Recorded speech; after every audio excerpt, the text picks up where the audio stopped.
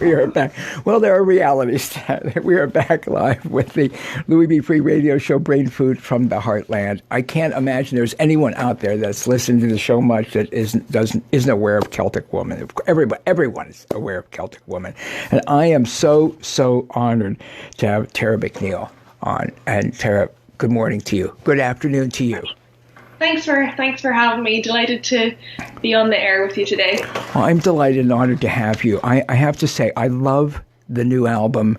We still call them albums. I don't know what they call them. Discs, CDs, who knows what they're called these days. But the new Celtic Woman Celebration. But I want to get into that. And today's the release date for the physical CD. I know the audio came out a bit ago. But let's talk about you. Tell us about yourself.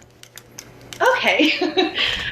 So I am the violinist with Celtic Woman and harpist on the road. So I've been in the group for 4 years this summer, and I was born in Antrim in Northern Ireland, live in Dublin now, and just grew up playing music. I was from a very musical family with my two brothers and my sister all playing instruments, stringed instruments, and singing, piano, and so it was always what I wanted to do and have always loved doing, and it was kind of inevitable that I would end up in this path, and I'd always admired Celtic Woman, and I'm very lucky and I feel very honoured to be part of this 15 anniversary and this legacy that is Celtic Woman. How does that, growing up playing, how did it feel? I mean, you say you always knew you wanted to do it professionally, right? That's what you wanted to do. Tell me a little bit more about that. So you're growing up and you're playing and you're... Yeah, well, I suppose with the violin, it takes a wee while for it to sound in any way decent. We sound like cats screaming for quite a while. So I think whenever things started to sound more musical, I enjoyed it more and I wanted to practice more. And I loved being performing. I loved... especially as a string player, you get to perform with other people your age, orchestras, chamber ensembles, or choirs. So music is such an amazing thing to be part of. You get friendships for life, and really, I just loved it. It was part of my heart, my soul, and I just wanted to do it. It was never work for me. I wanted to play. I wanted to get better. I wanted to improve myself, and then. Just really, it was the path. It was just naturally the way I went with my study, and I went to study violin performance in Dublin after school, and then I led on to Celtic Woman. But it's always been this very natural, organic thing with me that it was the path that I was going to take. Kind of like like in your soul, in your blood, in your right. Yeah. Definitely. It really it was just running through the veins, especially with, my siblings all musical. It's what I've just grown up listening to. So it really was part of me. And I believe my parents are, maybe didn't have the opportunities whenever they were growing up, but I definitely think they have the music in the blood as well. So it's in the McNeil gene. And the McNeil genes, they've got to be thrilled for you, right? Oh, yeah, no, they are. They're so delighted because really... And myself as well, not many people get to live their dream job. I feel incredibly grateful that something was in my sights for years. It's like, if someone asked me years ago, what was your dream job? I'd say Celtic Woman. So I feel very lucky that I get to live that. And they are. They're very proud, and I'm happy. Like they're delighted for me. So let's talk about prior to Celtic Woman. Tell us a little bit more about your career before you started with Celtic Woman. Yeah, so I've always done a mixture of things. Like I was primarily, classical violinist, so I did a lot of orchestral work. I was part of a chamber orchestra called Camerata Ireland, and we would have toured around the world with a famous Northern Irish pianist called Barry Douglas. And my teacher, Michael Darcy, was the leader of that orchestra. So I loved performing with them. I played with different orchestras in Dublin, like the RT Concert Orchestra. I just would have freelanced. And then also I was part of a choir called Anuna, and so I would have sang and played the violin with them and toured around the world, and that was sort of a taster of the life that was to follow. And then continue with me. So then. So what? Like, how did I get into Celtic Woman? Yeah. So as that path, you're playing, you're loving it, you're living your dream, right? You're playing. Yeah. Well, I always sort of felt this part of me. You know, I really wanted to go into that Celtic music side. So I would have been just working on my own stuff, sort of separate to the classical music, and putting up a few videos here and there, and then the opportunity came to play the harp in the band for the filming of the Celtic Woman Destiny special. Okay. So I played the band. Okay. And then the next year, the violin position became available, and I auditioned for that, and I made sure that they couldn't give it to anybody else. I made sure I nailed that audition. Tara McNeil, what you made sure? I mean, but it had to be as professional as you are. I can't imagine. I mean, that's like the ultimate for you. And then you're auditioning. I'm getting stressed out just thinking about it. I'm like, ugh. How was that? How did you do that? There was pressure, but it was a lot of excitement as well. I just made sure that I had something for everything that they were going to ask me. You know, if they asked me any type of piece, I was ready to go with something. You know, in a way, I was preparing for this audition my whole life. It wasn't just, you know, the whatever week, or I can't remember how much time I had before the audition. But I practiced my butt off and really, really just wanted to show myself in my best light, and, you know, and also let them know that this is something that I would be just so honored to be a part of. And yeah. Oh, but the day before the audition, I actually broke my E string on the violin. I think it was 3 times, 3 different E strings. So it's like, I can't believe this is happening, because it takes a while for the string to settle as well. So I was hoping that it would be okay on the day. But now, anytime my E string breaks, I take it as a little bit of good luck, and I know that whatever's coming is going to be a good thing. Is that right? So tell me how you found out that you were that you made it for Celtic. I got a phone call from the musical director at the time, Gavin Murphy, and I was just about to go on stage for this little corporate thing in a golf club. And I was with my husband, which was great, and we were performing together. So it gave us a little bit of extra excitement going onto the stage that day. I couldn't believe it, but I was absolutely over the moon. But it did take a long time for it to feel real, actually. Is that right? So it didn't. You got the call, but it had to sink in, right? It had to. Yeah. Because I think it was July, I think, that I found out, and then I recorded the Voices of Angels album that summer, but we didn't actually perform until the fall. And my first show with Celtic Woman was in, I think it was Johannesburg in South Africa. Wow. So there was a bit of time before I was actually up on stage as a Celtic Woman. So all that time I was in this limbo of not really, you know, I know I'm in the group, but it's a bit bizarre. I know I'm in, but CelticWoman.com. Again, Celtic Woman Celebration, 15 years of music and magic. And again, the CD released today. Again, more information up at Celtic Woman. We've got links up at louisfreeshow.com, wfmj.com, etc. I'm talking with the wondrous Tara McNeil from Celtic Woman. And I hope you don't mind if I ask you this, but we were talking off air for a minute, and you just mentioned your husband. I love hearing love stories. Do you mind telling me briefly your love story with your husband? Well, are you okay with that? Are you okay with that? Yeah, okay. Yeah. No, I'm a big Disney fan, so love stories is something I love, with all the happily ever afters. So my husband is a pianist, a classical concert pianist, and he had come to Dublin to study with famous Irish pianist John O'Connor. And so he was doing his master's and I was doing my degree, and we actually didn't know each other for quite a while in the college because he was practicing like 10 hours a day, so no one knew he was there. And then one day he was taking a break. He'd done well in the Irish international piano competition, and so he was taking a break, and I had noticed him a couple of times, and when we got chatting, and but pretty much as soon as we got talking to each other, that was it. That was us together, and we're together nearly 8 years, yeah.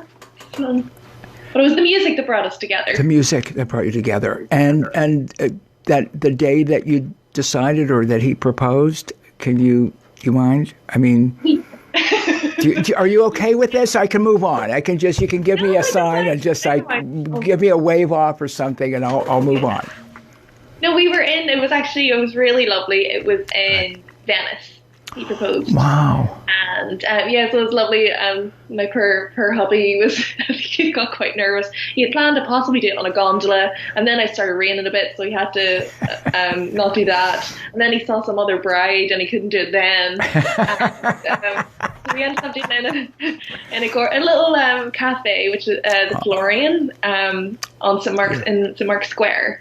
And he had got me a little Waterford crystal heart sort of little box, and he had the rose petals in and the rings, and he proposed. But we knew long ago that we were going to get married and stuff. But it was it's beautiful. It was very special. Thank you. And then his parents were in Venice at the time as well, and I don't think even 20 minutes had passed, and they were they're celebrating with us as well. Oh, that's beautiful. Thank you so much for sharing that. That's beautiful. Tara, thank you. Thank you for sharing that. Seriously, I'm grateful that you shared that. It's an absolutely beautiful story. Absolutely beautiful. I love hearing the love stories. So this, with Celtic Woman, what is it like touring? I mean, I can't even imagine. I know you were through with, you did Christmas last. And just months ago. I'm trying to think when it's almost April. I'm sorry, I'm an old guy. It's like, when was that? When was Christmas? It was last year. But what is it like touring? I mean, it's got to be so fast. I mean, you've got to rehearse so much, and then what's it like? Tell me. Yeah, it's a real sort of whirlwind. We're working very hard. Before that, rehearsals before for a couple of weeks, but then also, we'd have been preparing an album before that as well. So, before we even get on the road, there's just months and months of work and behind the scenes of everyone involved in a Celtic Woman. But yeah, I feel very lucky to tour with the girls. I really do feel like they're sisters.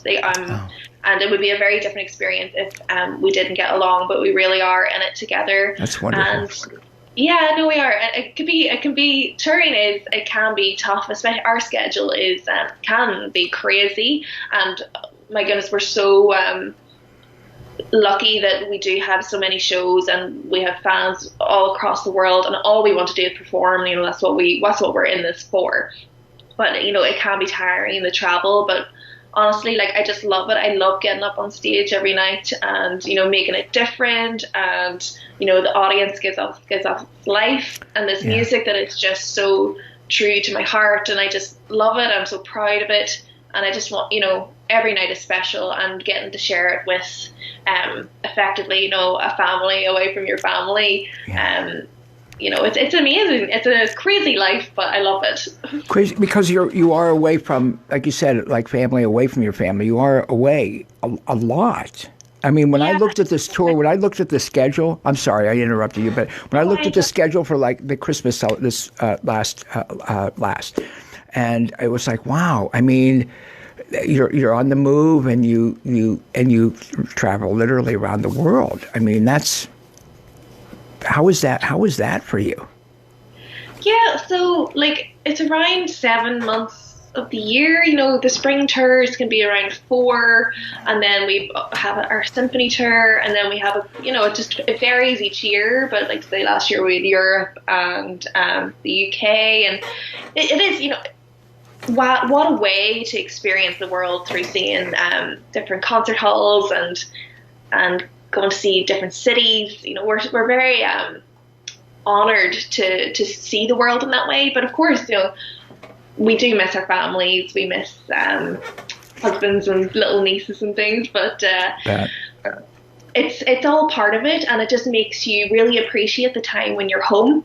And you do make the most of it, and especially at times like this, you know, it will be lots of video calls and things. But family is very, very important to me. But also, there's no other job that I'd rather do than Celtic Woman. That's right. The video calls, of course. You know, I mean, again, I'm an old guy. It's like, yes, that's right. You can do video calls, which is wonderful. I mean, you're young, so you know. I'm just thinking, you know, if you were away years ago. Again, I don't want to get high. Can I get a long distance operator? And then you'd have to get it connected, but you couldn't see the person. I mean, that's got to be wonderful. And you can. Oh my goodness, yes, so grateful. It would be a very, very different world if we didn't have that. I don't think I'd be able to do it. It just makes it so easy. Like, I talk to my husband, you know, morning, night, or whenever. Just even texting. Like, things must have been very different back in the day and much more challenging for long distance. Yeah. I'm glad it's in the world it is for you today. But Tara McNeil, a Celtic Woman, let's talk a little bit again. When at the concerts, the energy from the audience is your energy is phenomenal. Celtic Woman, obviously yours. You were just phenomenal. And you know, one of the things I noticed is people were teary-eyed. Some of the songs you would play when you perform. I mean, people, you know, I'd look. You know, I sometimes like to look at the audience, see how the audience is reacting, and they were literally tears. The person right next to me, who I was with, I don't want to mention, had tears in her eyes. I mean, it's just, it's very soulful, I guess is what I want to say.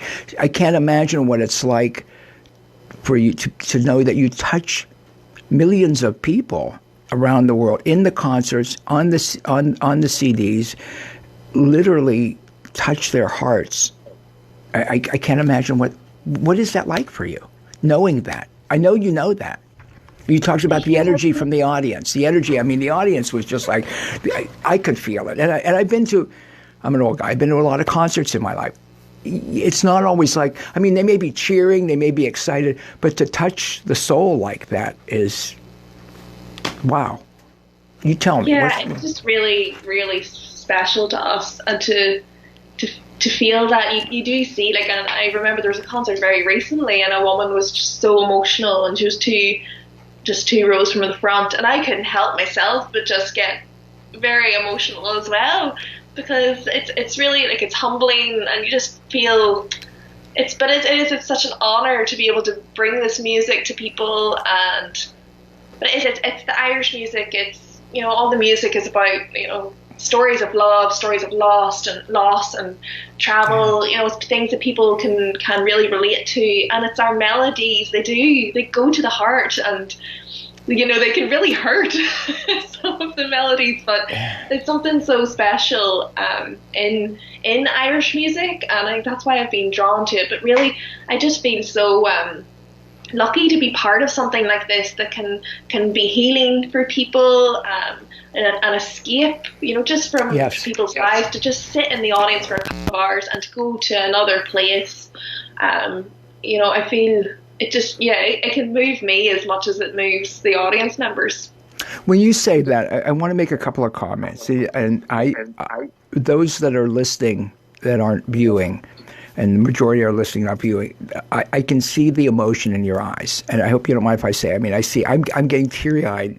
I'm getting teary-eyed thinking about it, watching you, that you're so real. My experience has been, and I almost hate to say this, over my radio days, they're many, many, many years now, some people just aren't what I expected. I'm going to say on the disappointed side. I don't want to focus on the negative, but you know, I'm really excited about somebody. I think, oh wow, and now I get them on, and they're arrogant, or you know, dismissive, and I still can like the music, but it's like, I was kind of hoping.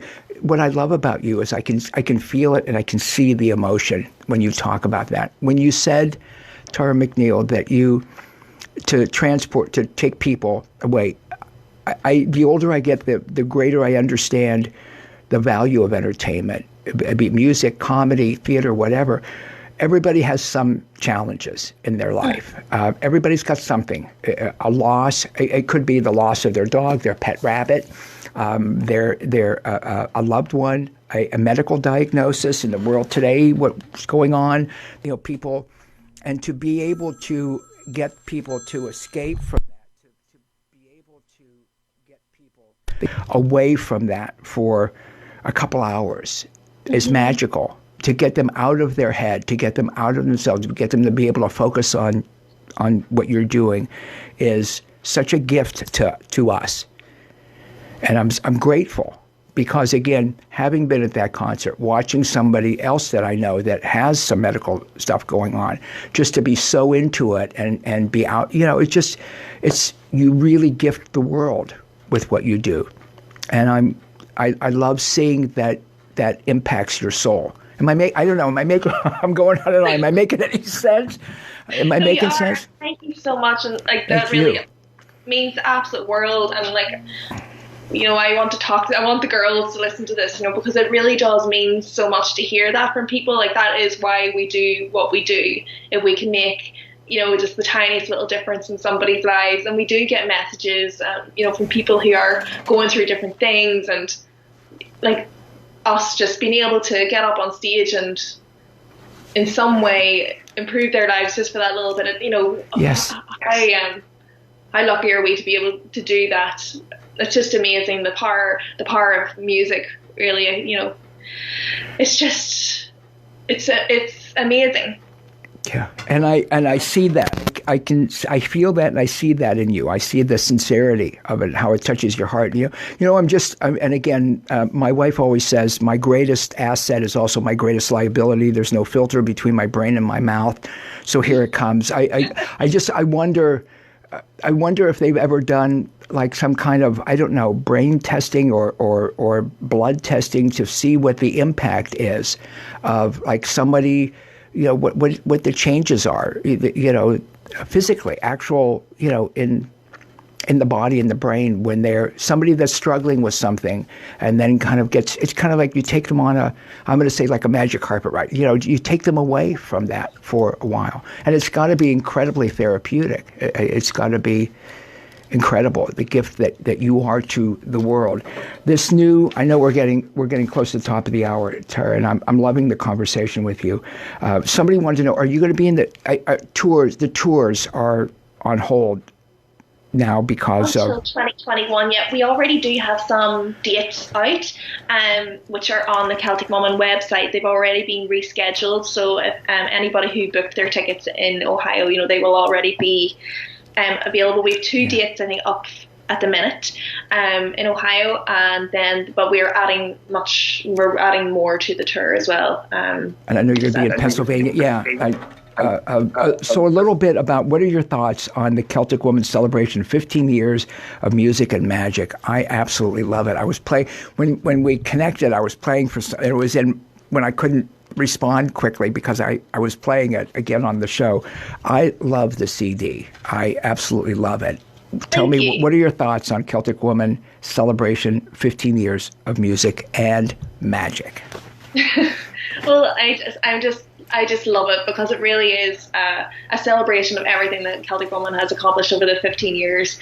Of course, it's very hard to get it down to just whatever 15 tracks it is, but it's a selection of music from the very beginning and music from now. It has moments that will just really lift you up and have you dancing, and really I love listening to it myself because it's a reminder of where the group has come from.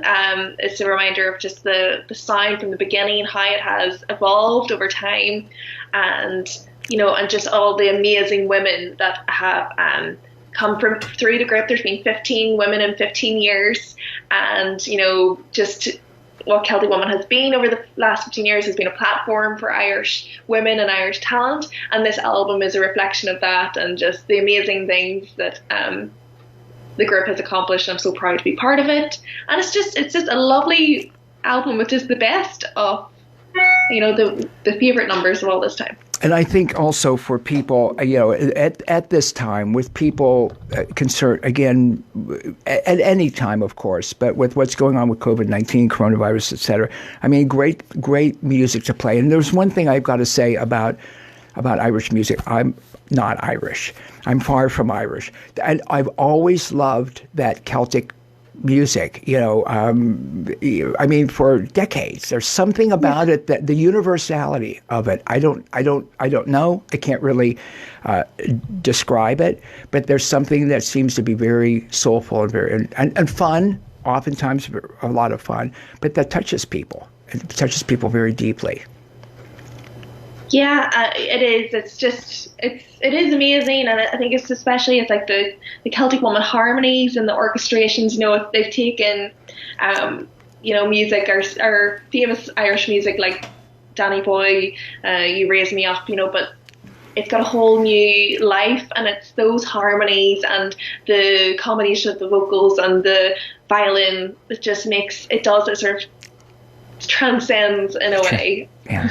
Well, you are. I assured you we'd be done by the top of the hour, and I want to live by that. I'm so grateful. Certainly, I am so grateful to be on with you today, Tara McNeil, on the Louie B Free Radio Show, Brain Food from the Heartland. But to have the experience of, again, I never know who I'm going to. I mean, I know who I'm going to be talking, but I don't know what their soul is like. I'm not saying I know, but to see you get touched very deeply when you describe and you talk about it is just a beautiful thing. And thank you for sharing your love story. I say hi to your husband for me, because again, obviously you love him very much, and without that support, it would be hard to do what you do. So thanks to him also. I'm so grateful to have had you on. You're such an amazing lady. It's just amazing. And I love this Celtic Woman celebration. No one's getting mine.